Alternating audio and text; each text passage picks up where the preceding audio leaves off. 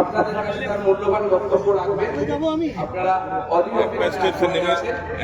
দেখি একটু একটা স্টেপ নিয়ে গেলে হবে। আমার সোশ্যাল মিডিয়া টিম আছে রূপক আচ্ছা করে ছবিটা ভালো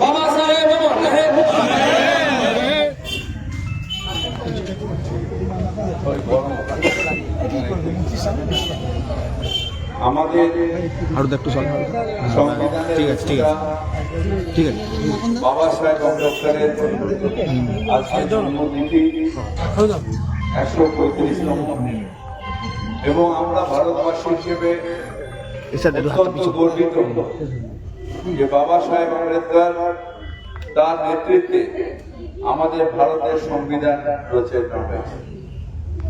সেই সময় একটা পিছিয়ে পড়া সমাজ থেকে এসে নিজের শিক্ষাগত যোগ্যতা নিয়ে এই জায়গায় গিয়েছিলেন বাবা সাহেব আম্বেদকর।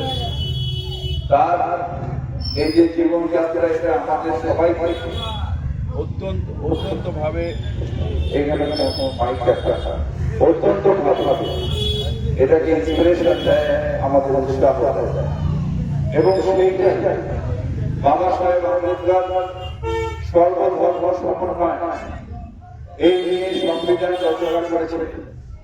বাবা সাহেব আম্বেদকর মানুষের ভোট অধিকার যাতে থাকে ভারতবর্ষে সেই জন্য সংবিধান রচনা করেছিলেন। বাবা সাহেব আম্বেদকর সর্বভৌমত্বের জন্য সংবিধান রচনা করেছিলেন। আজকে আমাদের অত্যন্ত দুঃখের সাথে জানানো হচ্ছে যে সংবিধানের যে মূল অর্থাৎ সংবিধানের মূল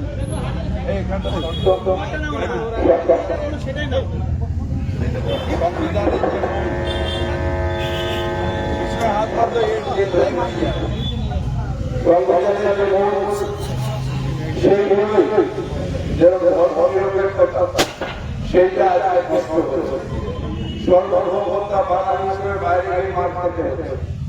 আজকে ভোট অধিকার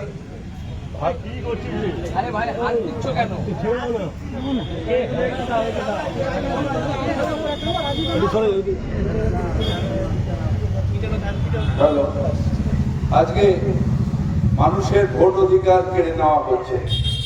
সংবিধান কখনোই এই অধিকার দেয়নি ইলেকশন কমিশনকে যে মানুষের ভোট অধিকার কেড়ে নেওয়া। শুধু একটা রাজনৈতিক দল বিজেপির দয়ায় আজকে ভোট অধিকার কেড়ে নেওয়া হচ্ছে, মানুষের কাছ থেকে ভোট অধিকার কেড়ে নেওয়া হচ্ছে। ভারতের নাগরিক যে আমি নয় সেইটা দেখার জন্য ইলেকশন কমিশন বাড়ি বাড়ি যাওয়া উচিত।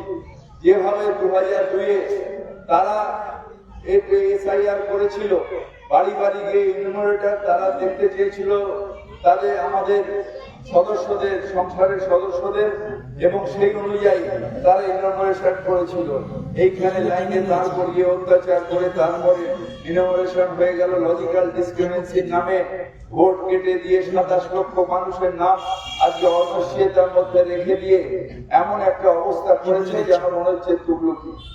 বাবা সাহেব আম্বেদকর ভারতবর্ষের এই পরিস্থিতি এখানে বাবা সাহেব আম্বেদকর এই পরিস্থিতি কখনো চাননি। উনি যেটা চেয়েছিলেন সেটা হচ্ছে এমন এক ভারতবর্ষ, শক্তিশালী ভারতবর্ষ, নিজের পায়ে দাঁড়ানোর ভারতবর্ষ, যে ভারতবর্ষের প্রত্যেকটা মানুষ তার অধিকার নিয়ে বাঁচবে।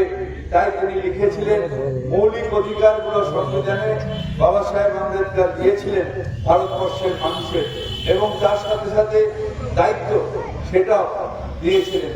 শুধু একটা দলের পারসেপশনের জন্য, মিথ্যার জন্য ঘুষপেটিয়া রোহিঙ্গা এই পলিটিক্যাল স্লোগানের জন্য আজকে সংবিধানকে মানছেন না কে? ইলেকশন কমিশন মানছেন না। তাই আজ আমাদের আবার সেই বাবা সাহেব আম্বেদকরের দিকে তাকিয়ে থাকতে হবে এবং তাকে বলতে হবে তোমার নেতৃত্বে যে সংবিধান রচনা হয়েছে সেই সংবিধানই ভারতবর্ষের একমাত্র মূল মন্ত্র এবং সেইটা নিয়েই ভারতবর্ষের মানুষ আগামী দিনে এগিয়ে যাবে। এই ধর্মীয় মেরুকরণ করা যে নোংরা লোকগুলো এসেছে তারা পরাজিত হবে, সংবিধানের জিত হবে, তোমার সংবিধানের জয় হবে। বাবা সাহেব আম্বেদকরকে হাজার হাজার প্রণাম জানিয়ে আমার বক্তব্য রাখছি।